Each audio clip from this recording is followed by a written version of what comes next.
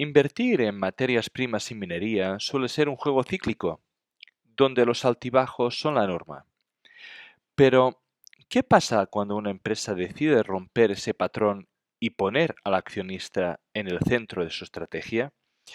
Hoy hablamos con una compañía que equilibra crecimiento y dividendos, priorizando siempre el retorno al inversor. Si buscas una inversión que desafíe la ciclicidad del sector, este episodio es para ti. ¿Te quedas a escucharlo?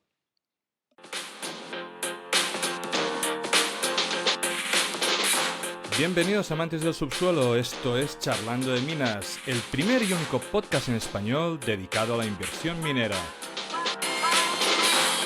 ¿Quieres aprender a invertir en recursos naturales? Suscríbete a nuestro podcast. ¿Te gusta nuestro contenido? Dale like, déjanos un comentario. El programa de esta semana está a punto de empezar.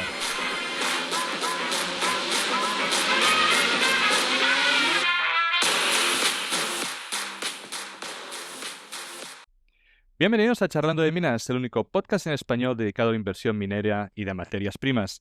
Hoy tenemos un update de una empresa que nos visitó el año pasado. Tenemos seguramente el productor más fiable de cobre del mercado cotizado. Vuelve Aurora Davidson, vuelve Amerigo Resources. Hola Aurora, ¿cómo estás? Amadeo, muchas gracias por invitarnos nuevamente a Charlando de Minas. Es un gusto estar aquí y poder conversar contigo. Yo estoy muy contento de tener a Aurora porque además me envió un mensaje estos días y que me dijo que se hizo seguidora del programa. Así que quiero darte las gracias por escucharnos, ¿no? Y por venir otra vez al programa. Bueno, Amerigo, para aquellos que no escucharon la entrevista anterior y para aquellos que no lo conozcan, es una empresa que opera a través de su filial en Chile, Minera Valle Central, bajo un acuerdo de largo plazo con la división del Teniente, la mayor mina de cobre subterránea del mundo, operada por Codelco, la minera estatal chilena. Este acuerdo les permite tanto tratar los tailings nuevos como los históricos para extraer cobre y molibdeno, vendiéndolos posteriormente a precios de mercado.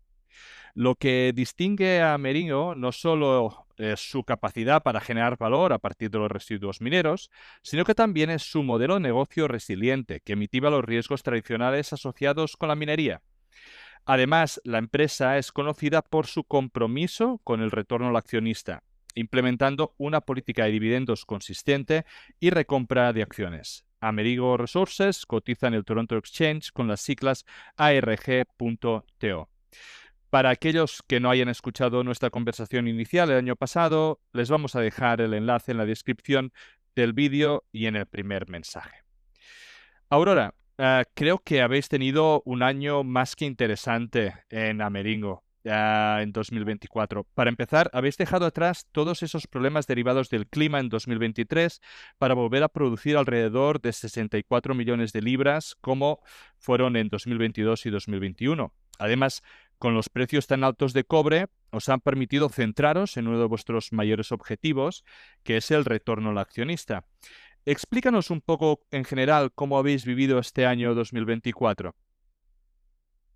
Mira, Amadeo, 2024 fue un año normalizado para nosotros después de haber vivido las grandes inundaciones que hubo en Chile en 2023 y de las cuales hablamos en nuestra primera charla. Pero dentro de esa normalización de condiciones, desde mi punto de vista tuvimos un excelente desempeño operativo en MBC. Como indicamos en su momento en nuestros anuncios al mercado, MBC superó nuestra orientación anual de producción y de cash cost. Nuestro equipo ha internalizado claramente los principales objetivos operativos que tenemos, que son producir cobre y márgenes financieros sin accidentes ni incidentes ambientales. Mira, como ejemplo de la excelencia operativa con la que trabajó MBC, puedo mencionarte que tuvimos disponibilidad de la planta concentradora del 97%. Alcanzamos también 3 años consecutivos de operaciones sin accidentes con tiempo perdido y continuamos implementando proyectos de mitigación de riesgos. No es que tratemos de optimizarlo todo, pero sí nos queremos concentrar en trabajar con las variables que pueden tener mayor impacto. Concretamente hablando, En el año pasado tuvimos una producción de 64.6 millones de libras de cobre y también producimos 1.3 millones de libras de de molibdeno, que es nuestro subproducto, con un cash cost anual de 1.89. Y el precio promedio de cobre del mercado de Londres, del LME, subió 8% a un promedio de 4.15 la libra. Así que fue un año con un buen acompañamiento del precio de cobre y esto nos llevó a generar un flujo de caja operativo de 47.1 millones de dólares americanos. Para no sonar repetitiva, cuando hable de dólares siempre van a ser dólares americanos, excepto si te indico lo contrario. Entonces fue un año muy bueno para nuestra operación en MBC y para Amerigo y sus accionistas. No, la verdad que creo que son unos números extraordinarios y vamos a ir desgranando de alguna forma diferentes de las cosas que has explicado en el transcurso de la entrevista y para ver un poco también cómo prevéis este año y cuáles son las acciones que vais a tomar. Ahora lo que me gustaría centrar antes de pasar a estos números operativos es en el retorno al accionista, que creo que es una de vuestras principales fortalezas. El año pasado, aparte de vuestro dividendo tradicional de 0,12 céntimos de dólar por acción, habéis podido hacer un dividendo extraordinario de 4 céntimos adicionales, lo que implica un total de 0,16. En una acción que en 2024 ha cotizado entre el 1,28 y el 2,05 dólares, lo que implica un retorno aproximado, digamos, de entre el 7,5 y el 12%, dependiendo del momento de compra de la acción, si hubiese sido en 2024. Para ponerlo en perspectiva, Río Tinto tiene un dividendo anual alrededor del 5,5% por acción, lo que de alguna forma con Amerigo estaría recibiendo el doble de un gigante de la industria, ¿no? Entonces, es realmente un retorno muy importante de la acción para el accionista en términos de dividendo, ¿verdad? Sí lo es. Y creo que vale la pena que podamos hablar sobre ello para explicar qué es lo que ha pasado acá. Mira, Amerigo tiene desde octubre del 2021 una estrategia de retorno de capital. Nosotros lo estamos abreviando como CRS por sus siglas en inglés de Capital Return Strategy. Y en efecto, la CRS es un elemento bien distintivo de Amerigo. Dentro de la estrategia tenemos 3 herramientas de retorno al accionista que se pensaron muy bien porque en el mercado de cobre siempre va a haber ciclicidad y queríamos tener herramientas que nos dieran por un lado certidumbre y predictibilidad y por otro lado flexibilidad.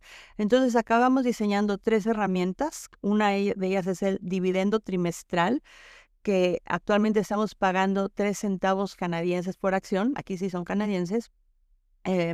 Tenemos un dividendo adicional que debutó en 2024 con un pago por acción de 4 centavos canadienses y tenemos recompra de acciones. Entonces, para resumir, el dividendo trimestral, el dividendo adicional y recompra de acciones. Desde que comenzamos con la CRS a finales de 2021, hemos regresado 78 millones de dólares a los accionistas y el pastel se ha repartido 67% como dividendos y 33% en la recompra de acciones. Y si tú has sido accionista de Amerigo desde octubre de 2021, has recibido hasta el día de hoy, 5 de marzo, cuando estamos grabando la entrevista, 42 centavos canadienses en dividendos, en un periodo en el que el precio promedio del cobre ha sido 4 dólares y 3 centavos. Y menciono cuál ha sido el precio promedio del cobre en el periodo para que no pensemos que, bueno, fue un periodo de precios exorbitantemente altos. 4.03 redituó en ese periodo 42 centavos canadienses a la fecha. Recién, unas semanas atrás, estábamos calculando lo que ha sido el rendimiento total ajustado, o sea, tu dividendo y tu apreciación en el precio de la acción de Amerigo desde que comenzó la CRS. Y es un rendimiento del 91% en este periodo, que dejó atrás, porque dijimos, ok, este 91% nos saltó a la vista, o que vamos a ver qué ha pasado con otros productores medianos de cobre qué ha pasado con ETFs, qué ha pasado con el cobre, y a todos les hemos ganado la jugada con ese retorno al 91%. Y voy a hablar mucho de ello este año en nuestros diferentes acercamientos con accionistas. Eh, Déjame puntualizar porque has puesto la fecha de 2021, ¿verdad?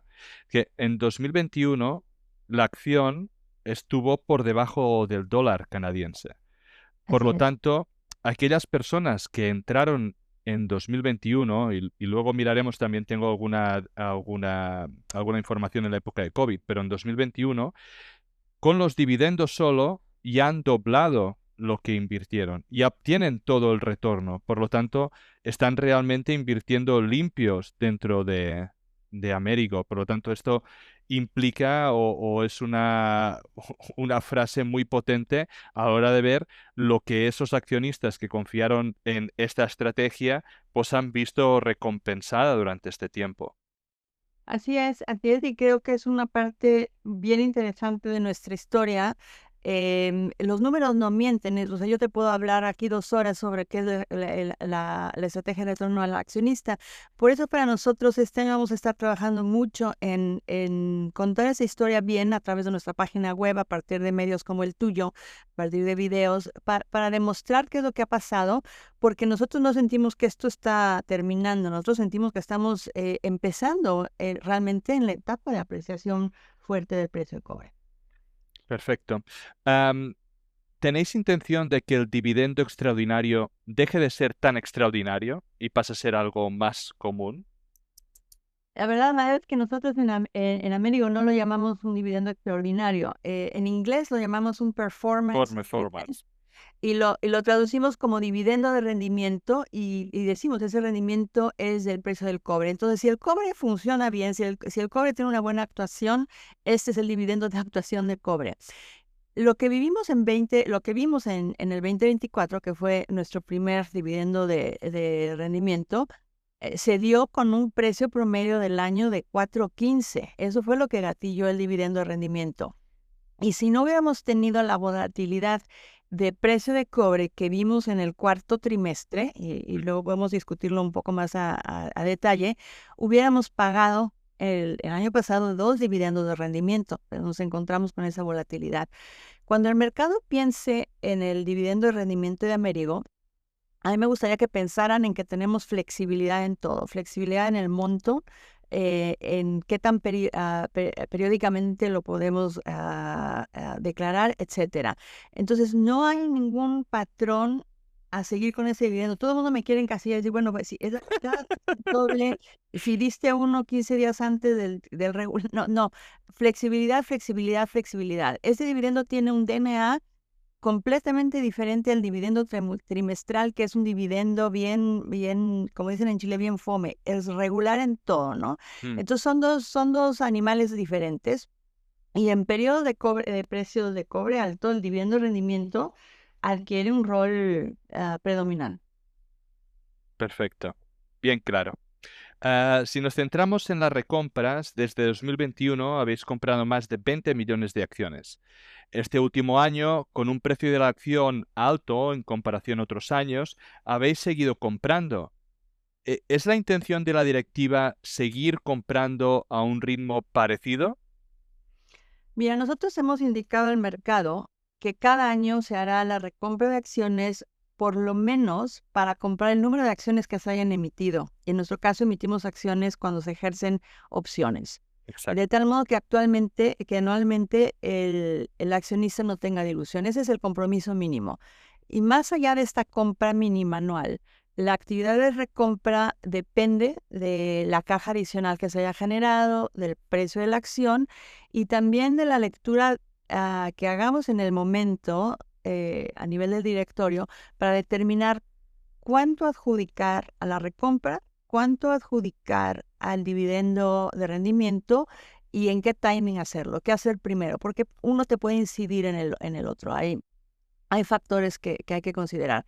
Y esto es cambiante, por lo tanto indicamos que el directorio tiene total flexibilidad para trabajar con las dos distribuciones adicionales, la recompra y el dividendo de rendimiento. Em, ¿qué más te comento aquí? Bueno, no hemos visto aún un precio de la acción de Amerigo donde digamos, oye, ya no hace sentido hacer recompras. Eso es bien importante.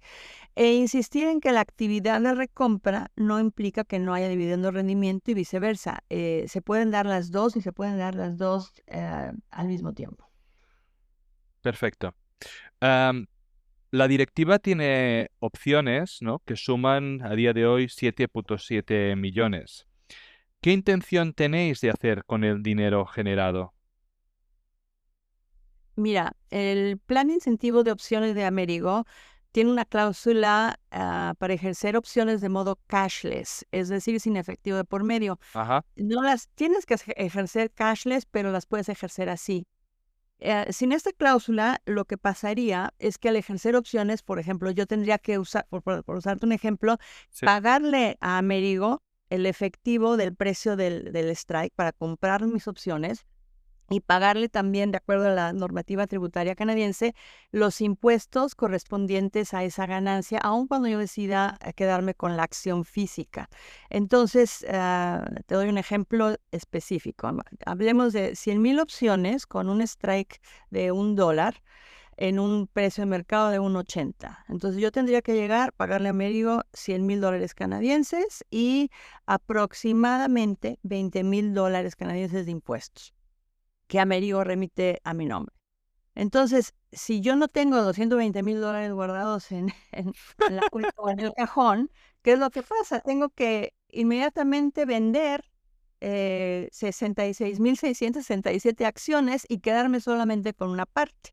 Ajá, En el proceso cashless, lo que funciona, como funciona es que se hace un ajuste para para evitar el trueque de efectivo y Amerigo me emite acciones por el neto, por la cantidad neta de la ganancia menos los impuestos. Entonces, es decir, me emite 33,333 acciones. Entonces, ahí en este ejemplo específico, la emisión real de la acción es una tercera parte del número grande que ves tú ahí de 7.7 entendido. millones.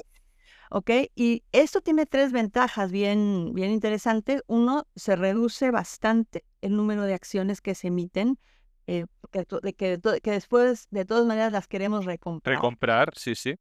No se afecta al mercado porque no tienes de repente ahí una incidencia de oferta adicional en modo rush de gente que necesita venderla rápido para recuperar su efectivo y te incentivas a quedarte con las acciones a largo plazo. Así es como yo he hecho mi posición accionaria en Amerigo y como otras personas en Amerigo también lo han hecho, ¿no? Entonces, si tú tienes gerentes accionistas, estás bien alineado, no emitiste una gran cantidad de acciones, la empresa no necesita ese efectivo, es un modo bien muy interesante de recompensar y de alinear intereses sin generar una sobreemisión de acciones.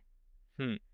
Ya que estabas hablando de, digamos, de las acciones, eh, ¿podrías explicarnos un poco la distribución accionarial que tenéis a Merigo? Sí, no ha cambiado mucho de lo que charlamos el año pasado. Nosotros tenemos accionistas internos, accionistas institucionales y retail investors. Ujú. La mayor parte de nuestros accionistas están ubicados en Canadá, en Estados Unidos, en Europa. En los últimos 3 años hemos tenido un gran influjo de accionistas europeos y la mayor parte es la combinación de internos y de institucionales. Perfecto. Am, ¿Qué os dicen estos accionistas? ¿Qué valoran más? ¿Las recompras o los dividendos extraordinarios? Mira, hablamos de los números que han recibido como retornos. Entonces, los accionistas están contentos con la estrategia de retorno a capital. Y a- Pero al inicio había dos equipos más fanáticos. Estaba el equipo de este lado de la cancha, los pro dividendos, y del otro lado de Ajá, la cancha, los pro recompra de acciones. ajá, Y entonces eran vocales y muy enfáticos en sus opiniones hacia nosotros, porque siempre claro. estamos escuchando al accionista de esto nos conviene más o esto tiene más valor para nosotros. Pero con el tiempo se han suavizado esas tendencias. Yo creo que porque hemos demostrado que se pueden tener ambas, se puede tener la tendencia de los dividendos y las recompras. Cuando comenzamos fuertemente con recompras y durante los primeros 2 años de la estrategia de retorno a capital, estábamos más o menos con una distribución 50-50 en recompras y en dividendos. Y en ese momento estamos 67% en dividendos y 33% en recompras. Yo te diré que normalmente a lo mejor estaremos en un 60 dividendos, 40 recompras, pero no lo tomes como un No, no, número no. cristalizado en concreto, porque cambia, ¿no? Pero uno de los argumentos, por ejemplo, que utilizan los inversores institucionales es que prefieren la recompra de acciones porque no les gatilla impuestos. Entonces ellos están computando su ganancia, que es una ganancia ya no cristalizada, es un unrealized gain, porque tienen una porción más grande del pie de Amerigo, sin haber tenido que cubrir impuestos, ¿no? Pero para otros inversores, como dicen, cash is king, el efectivo manda. Y a mucha gente le encanta recibir trimestralmente su cheque de dividendos y sobre todo el cheque adicional del dividendo de rendimiento que no tiene fecha de por medio. Entonces, las dos tendencias son importantes y aquí lo importante es que uno no elimina al otro, ¿no? El éxito de la estrategia es que tienes a los tres y hay es moldeable la distribución de un año al otro, pero en conjunto han funcionado muy bien tener las tres patas de la estrategia.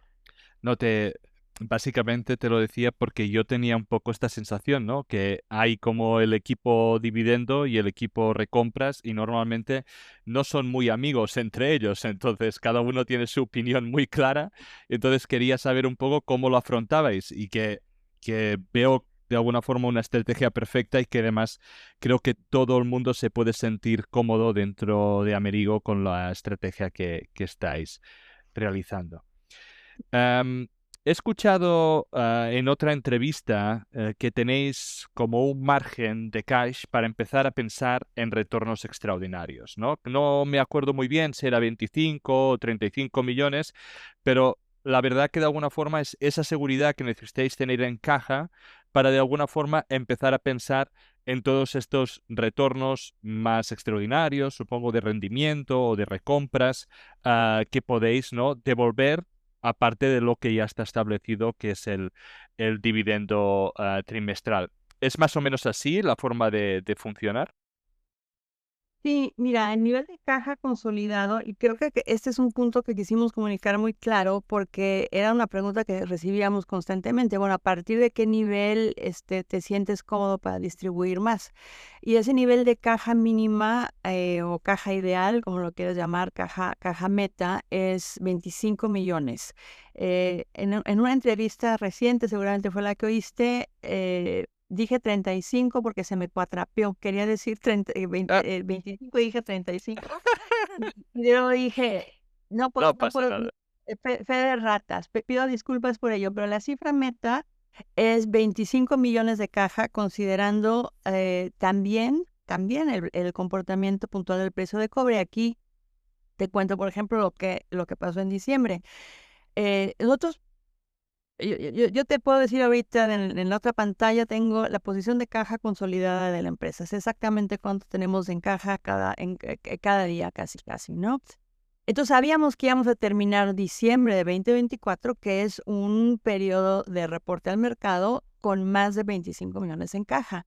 Pero también que habíamos visto que el precio de cobre había caído de 4.33 en octubre a 4.12 en noviembre, a 4.05 en diciembre. Trump estaba por entrar, estaba toda esta cuestión de la charla de tarifas por atrás. Entonces, como dice el dicho, no salga del puerto si las nubes no corren con el viento. Entonces, nosotros no sentíamos la confianza de decir, a pesar de que tenía la caja, hago algo más con ese dinero ahorita. ¿Por qué? Porque el outlook estaba un poco nublado, ¿no? Mm. Entonces, si hay volatilidad del precio de cobre, vamos a ser más cautelosos porque somos, por definición, una empresa conservadora y cautelosa. Em, en este ejemplo de diciembre, aún con la caja por encima del target, decidimos sí hacer nuestra meta de comprar las acciones necesarias para evitar la dilución anual, pero ahí pagarle. No consideramos prudente ni hacer más recompras de acciones, ni tampoco pagar un dividendo anticipadamente, aun cuando la caja lo hubiera permitido. Entonces, sí hago esta nota de cautela. La caja es importante, pero también hay que verlo más holísticamente en función de, bueno, cuál es el panorama del negocio, del precio de cobre que estamos viendo en ese momento. Ah, ¿Tienes la sensación de que habrá inversores que dirán que 25 millones en caja son demasiados? O la otra pregunta sería, ¿por qué necesitáis tanto dinero, digamos, en caja? En principio tenéis un tipo de negocio que es muy seguro y resiliente, ya se ha hecho las inversiones, estáis, que luego vamos a hablar de la deuda, tenéis un tipo de contrato con Codelco que siempre vais a ir generando cash un poco independientemente del precio del cobre. Entonces, ¿cuál es esa necesidad inherente de tener ese monto en caja? Bueno, tienes que tener caja operativa, tienes que tener una caja operativa. En el caso del negocio de Amerigo, nosotros vendemos nuestro cobre a 3 meses tenemos una exposición de 3 meses en el precio de cobre.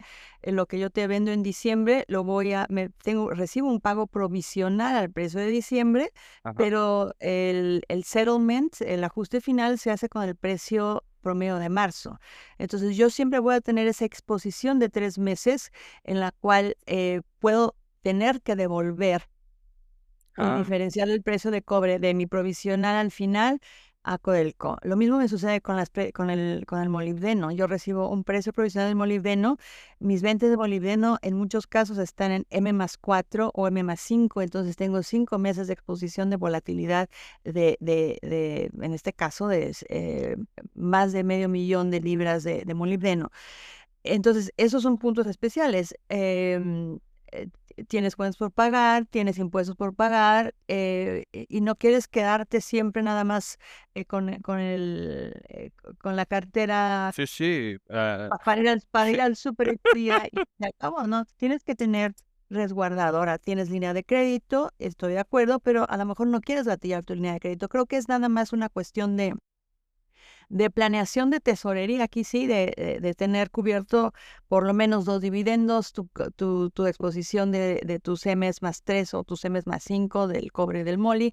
Entonces, el cálculo no es arbitrario, es un cálculo que se requiere para tener esa certidumbre de que no estás eh, pegado contra la pared en cuestión de Sí, sí, sí, no estás al descubierto, ¿no? Creo que la explicación ha sido súper clara y convincente, sobre todo por el hecho de que estás diciendo de tener esos 3, 4 o 5 meses de previsión, dos dividendos allí, y tener ese flujo de caja como para poder hacer frente a estas variaciones de precio. Creo que es súper, súper racional y que funciona mucho con la filosofía, digamos, conservadora de la empresa. Bien. Me acuerdo el año pasado que hablamos de que teníais la intención de estar saneados de deuda en 2026.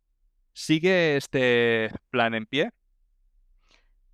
Mira, terminamos el 2024 con 11,5 millones de deuda, de una deuda original de 100 millones que incurrimos para hacer la expansión de producción en Minera Valle Central.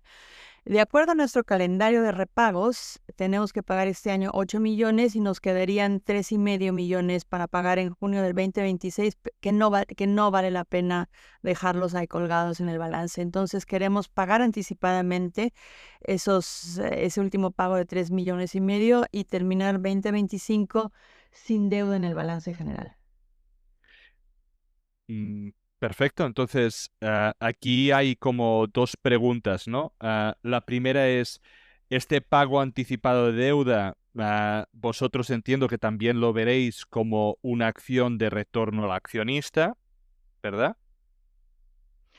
Es una acción que nos elimina la diferencia entre el free cash flow y el free cash flow to equity. Entonces ahí básicamente lo que estás haciendo es estás acelerando el pago a tu banquero para que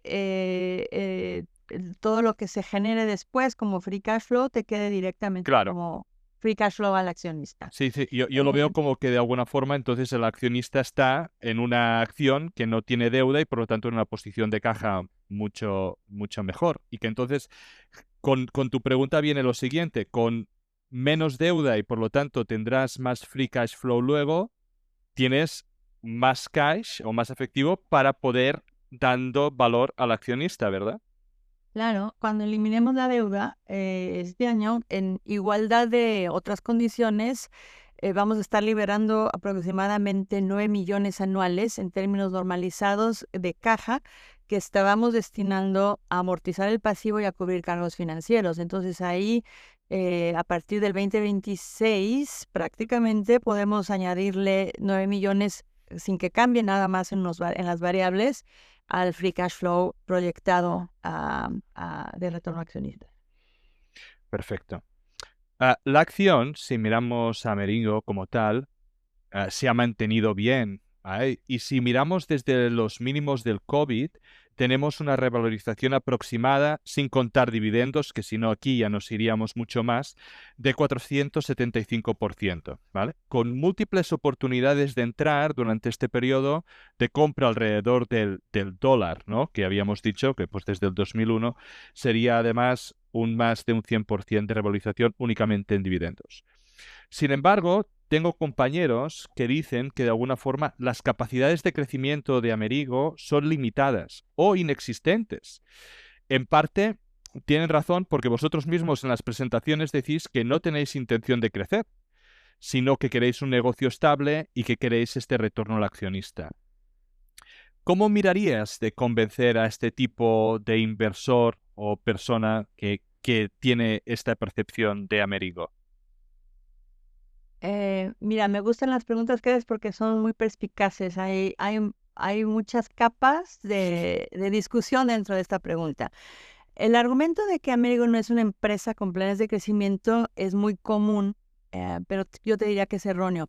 Es tan común que lo abordé en 4 vídeos que están en nuestro website y en nuestro canal de YouTube y que incluso les llamamos esa serie de videos Growth Redefined, la redefinición del crecimiento. La premisa principal es que todo el mundo piensa que crecer implica producir más. Mayor por tonelaje producido es su única métrica de crecimiento. Pero producir más toneladas no implica que tú, como accionista, vayas a estar mejor. Hay muchos riesgos que se tienen que solventar y tú los exploras mucho en tu programa. Tiempo de permisos, de construcción, de financiamiento. Materializar un crecimiento de producción no sucede siempre y aun cuando alcances las metas y produzcas más, a lo mejor lo vas a lograr habiendo multiplicado 2 o 3 veces tu CAPEX inicial de inversión. Y tú como accionista vas a llegar a ese punto de mayor producción, a mayor tonelaje de producción, habiendo sido diluido por la emisión de capital que la empresa tuvo que afrontar para pagar su expansión, o vas a estar parado después de los bancos, porque incrementar la producción muchas veces requiere emitir capital y emitir deuda. Es una actividad que cuesta mucha plata.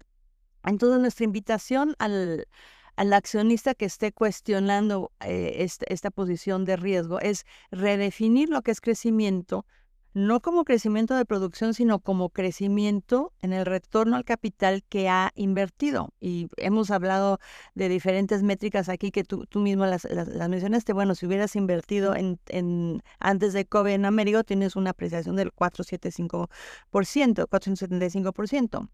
Entonces, lo que queremos mostrar es qué puede pasar si tú tienes una acción de Amerigo que paga dividendos como maquinita versus si tienes una acción de una empresa que está constantemente en modo de crecimiento.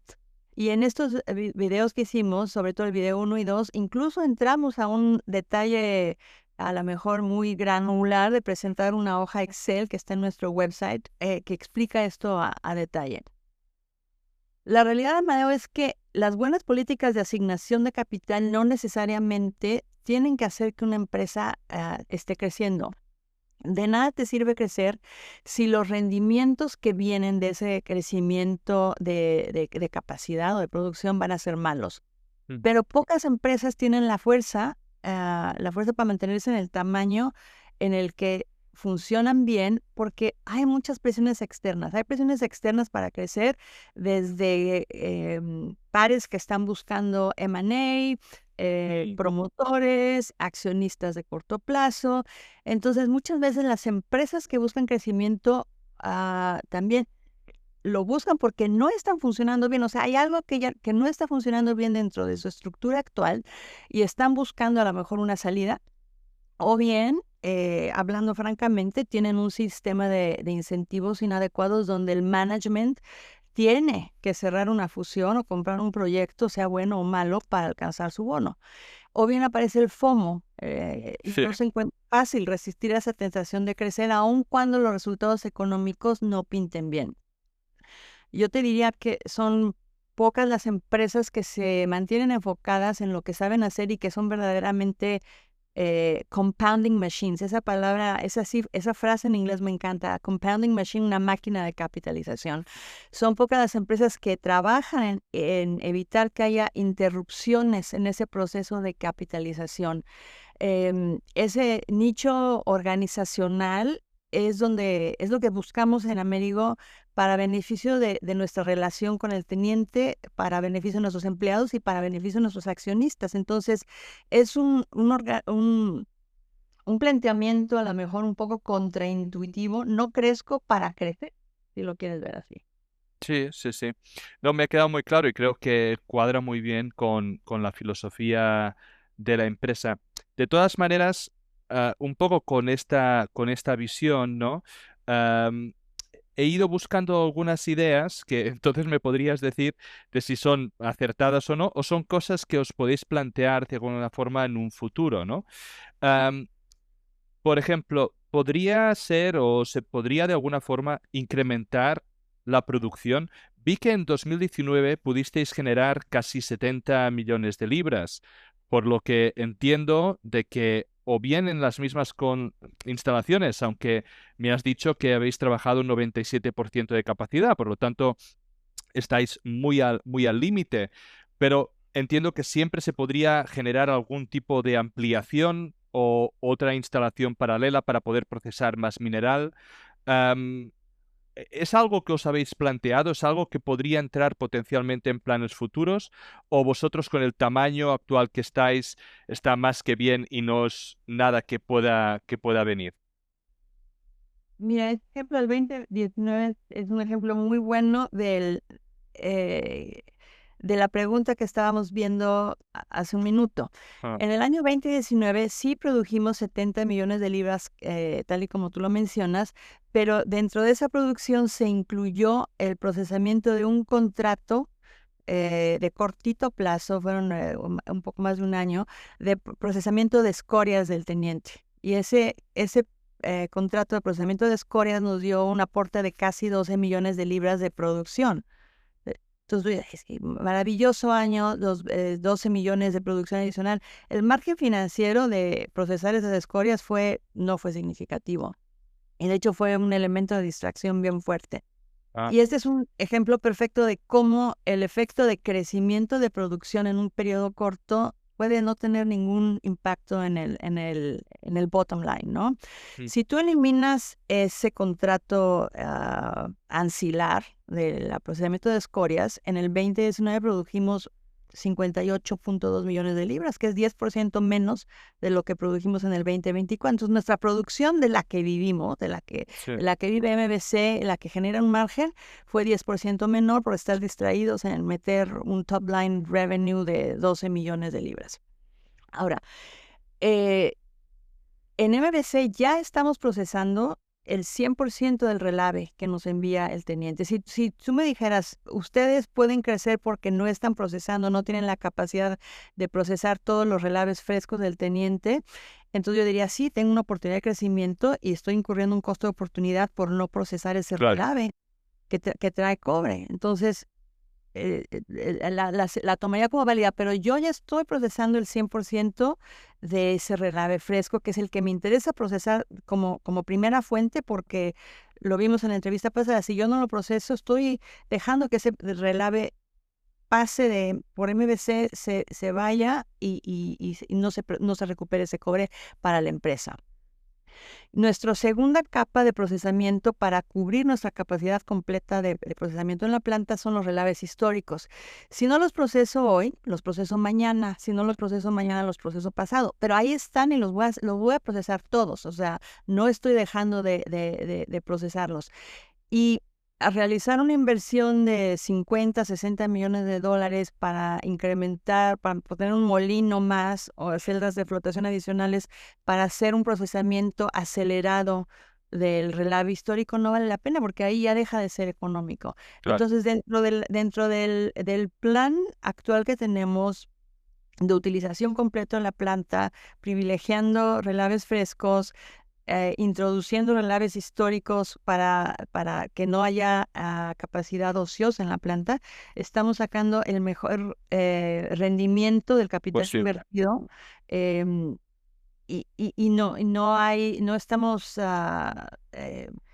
queriendo hacer el equivalente a un high grading, que sería procesar todo el relave histórico que se pueda ahorita, pero también nosotros tenemos otra vertiente que atender, que es, recuerda que tenemos la mina del Teniente, un canal de relaves que llega a nuestra planta y luego otro canal de relaves que sale de la planta MBC Claro. al depósito permanente de relaves del Teniente. Entonces, hay capacidades de transportación dentro de ese canal que también están atendiéndose y respetándose para no crear porque no es infinito. Entonces, dentro de la infraestructura existente que nos conecta con la planta, que nos conecta con el depósito de relaves, que ya con la mina y con el depósito de relaves, y dentro de nuestra misma planta hay una utilización perfecta de capital y de infraestructura.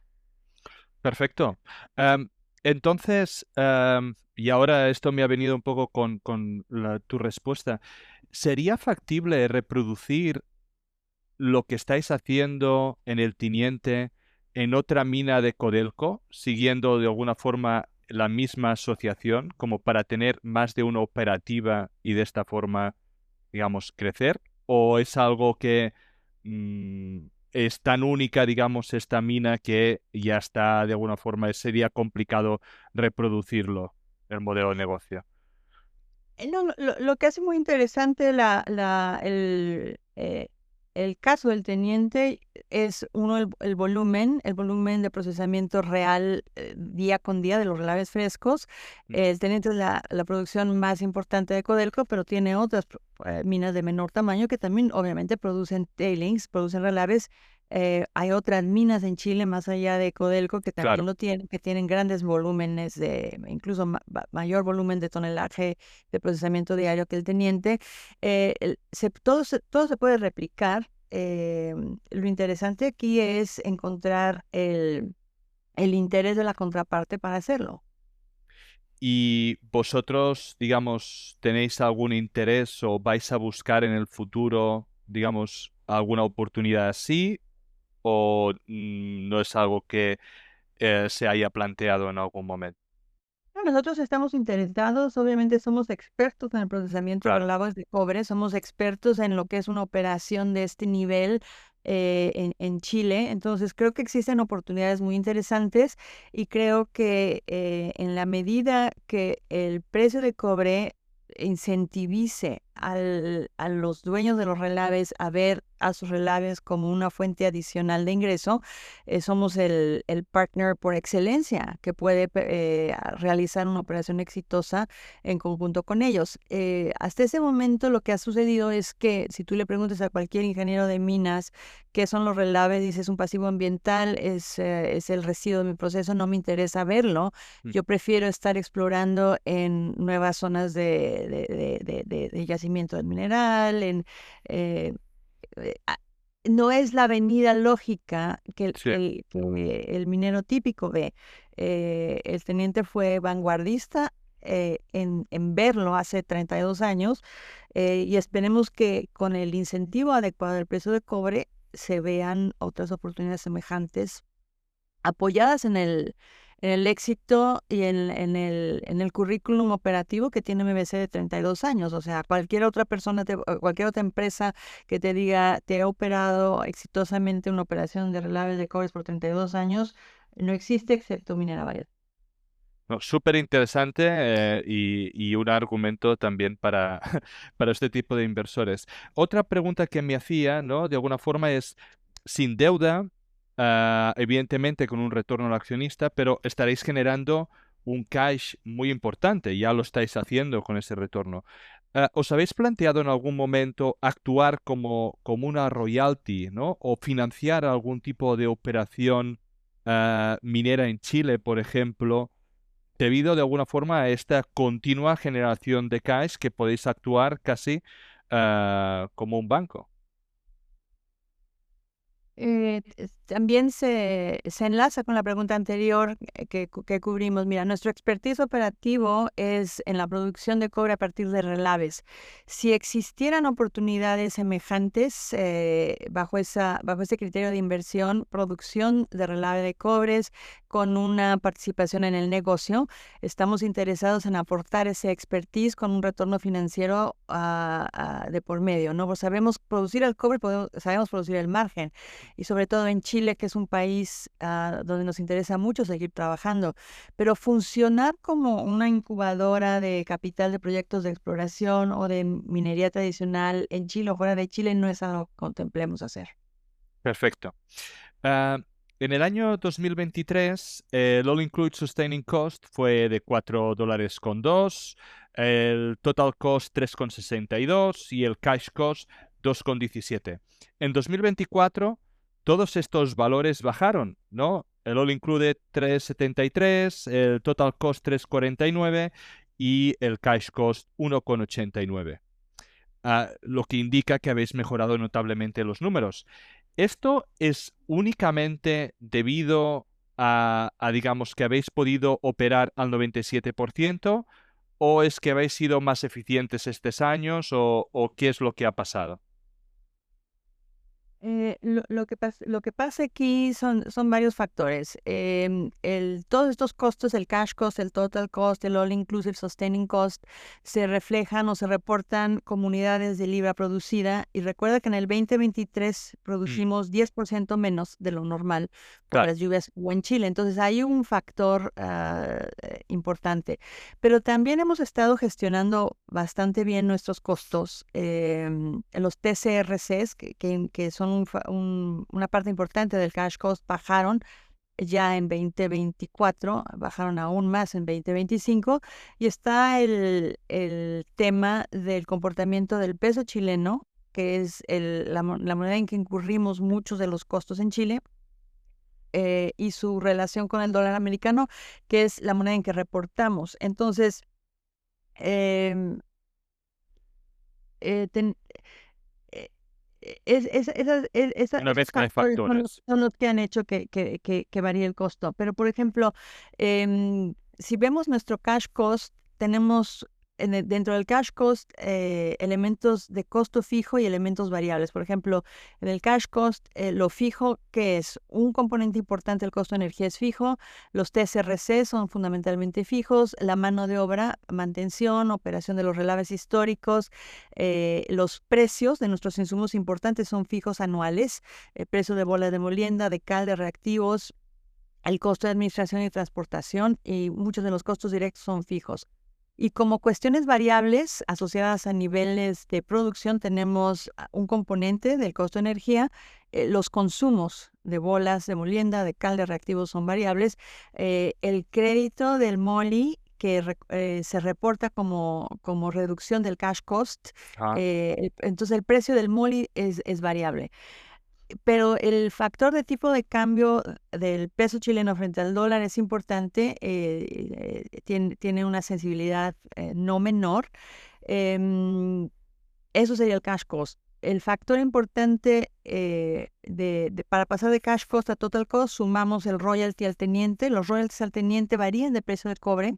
Están asociados a niveles de producción y a niveles de precio de cobre. La depreciación, yo quisiera que todo el mundo quitara depreciación de la cuantificación del total cost porque más bien distrae. Claro. Y luego en el All Inclusive Sustaining Cost, que tenemos ahí CAPEX de sustentación, que por lo general va a ser estable año con año, pero también se incurre en pesos chilenos, entonces el factor tipo de cambio cambia. Y el factor el último componente del All Inclusive es el costo de casa matriz, que es estable, ese no varía mucho, pero se incurre en dólares canadienses que también está teniendo desafortunadamente mucha variabilidad contra el dólar americano. Sí. Sí, lo hablábamos antes. Todos los factores geopolíticos pues no están ayudando a estabilización de moneda. Referente a inversiones, muchas de las inversiones que habéis realizado estos últimos años han sido para mitigar riesgos energéticos, para mitigar riesgos climáticos. Recuerdo la entrevista pasada que gracias a estas inversiones pudiste hacer frente de una forma bastante óptima a las inundaciones, ¿no? Y tener las instalaciones paradas lo mínimo posible. ¿Este año 2024 habéis tomado alguna acción parecida? ¿En 2025 prevéis algún tipo de inversión en este sentido? No bajo la misma línea. Creo que para cuando tuvimos la entrevista en 2024 acabábamos de poner en línea, pero fue un proyecto del 2024, un transformador de alto voltaje como stand-by. Otras obras que hicimos en 2024, construimos un dique de contención de agua en el Tranque Cauquenes para ayudarnos a detener lluvia en sectores, y comenzamos la compra de un buen número de bombas adicionales para evacuar lluvia del tranque en caso de inundaciones. Este año estamos concluyendo en estos meses, queremos dejarlo listo antes de que comience la temporada de lluvias, la instalación de estas bombas adicionales. Entonces estamos bien preparados para afrontar otros riesgos climatológicos que pudiera haber. Estamos bien preparados en caso de que tengamos algún tipo de problema con el transformador de energía eléctrica. Y en general es seguir viendo, así hacer el barrido de riesgos y ver qué inversiones se requieren. Trabajamos mucho con matrices de riesgos para identificar tempranamente futuros dolores de cabeza y tomarnos la aspirina antes de que se convierta en migraña. Una pregunta que ahora me ha venido con tu respuesta. ¿Vosotros la energía de dónde la sacáis? ¿Cómo lo hacéis? Nosotros tenemos un contrato de suministro de energía eléctrica a largo plazo. Tiene el mismo plazo que nuestro contrato actual con el teniente 2037. Toda la energía que recibimos es hidroeléctrica. Muy bien. Entonces, es energía verde certificada en Chile con uno de los proveedores más importantes de Chile. Se estaba pensando un poco eso, de las opciones de alguna forma o debían hacerlo más verde o debían reducir costes por allí, pero veo que como no, como era de esperar, lo tenéis todo bajo control. Sí, no, bueno, sí, no. Obviamente nuestro contrato, de hecho, una de las partes importantes de nuestro contrato de suministro de energía es que tenemos tarifa fija únicamente con escalación anual en base al CPI de Estados Unidos, entonces prácticamente un resguardo inflacionario. Pero una parte del contrato son lo que se llaman los cargos de transferencia a grandes consumidores en Chile, y ahí todos hemos sido penalizados. Hay que decir las cosas tal como son, por la falta de reliability, ¿cómo se dice? Sí, La falta de confiabilidad de las fuentes de energía verde en Chile. Entonces,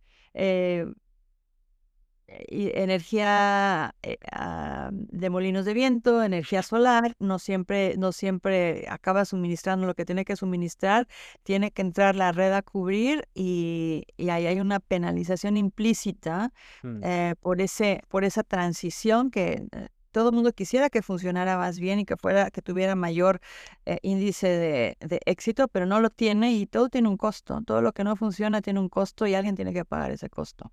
Entonces, los costos indirectos a través de estos cargos de transferencia los estamos pagando aún los que tenemos contratos de energía verde.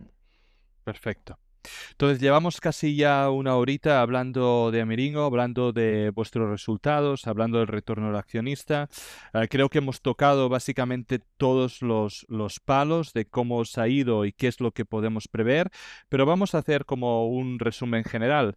Aurora, ¿qué puede esperar, digamos, un accionista que entrase hoy después de escuchar esta entrevista a Amerigo Resources hasta el próximo año que podemos volver a hablar? ¿Qué es lo que puede esperar un accionista? Pues el accionista debe esperar ser accionista de una empresa que ha sido construida para ser una empresa de largo plazo. Tenemos una relación de largo plazo con la mina del Teniente, y la mina del Teniente es una mina de largo plazo por definición. Es una mina que tiene más de 80 años de producción enfrente de ellos. En 2024, para resumir lo que se puede generar en Amerigo, con un precio de $4.15 generamos $47.1 millones. La gente que está invirtiendo en el sector tiene su propia visión de dónde va a llegar el precio de cobre y puede hacer esta extrapolación de si con 4.15 se produjeron 47.1, en nuestra página web pueden ver a otros niveles de precio de cobre, que es lo que nosotros estamos indicando como orientación al mercado para este año. Como organización tenemos años de implementación, implementando los recursos de la empresa para obtener el mejor retorno posible al accionista y con un enfoque bien claro de maximizar el valor de la acción a largo plazo. Nosotros no estamos aquí para hacer un performance de corto plazo y retirarnos a otros proyectos. Estamos invertidos aquí a largo plazo y ofrecemos esa visión de gestión de largo plazo a los inversores en un negocio diferente que tiene muchas bondades y que mantienen una exposición completa al precio de cobre. Muchas gracias, Aurora, por tu tiempo. Gracias, Amadeo. Esperemos vernos prontamente, por lo menos el próximo año. Seguro. Américo.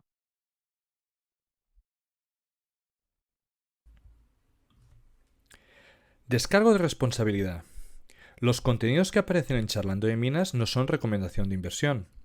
Amadeo Bonet y sus invitados no son asesores de inversión. Los autores pueden tener algún interés en las compañías que se mencionan en esta publicación. Igualmente pueden tener sesgos y no ser imparciales. La información en esta publicación y de todas otras de Charlando de Minas son impersonales por naturaleza y de carácter generalista y deben ser consideradas como un producto de entretenimiento. Recuerda que el riesgo mínimo de cualquier inversión mencionada en este vídeo es el 100% del capital. Antes de tomar ninguna decisión de inversión, es imprescindible que consultes a un asesor de inversores cualificado y con experiencia. Estas emisiones son un relato personal de mi aprendizaje en el mundo de los recursos naturales.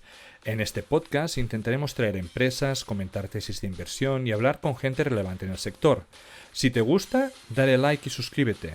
Soy Amadeo Bonet y esto es Charlando de Minas.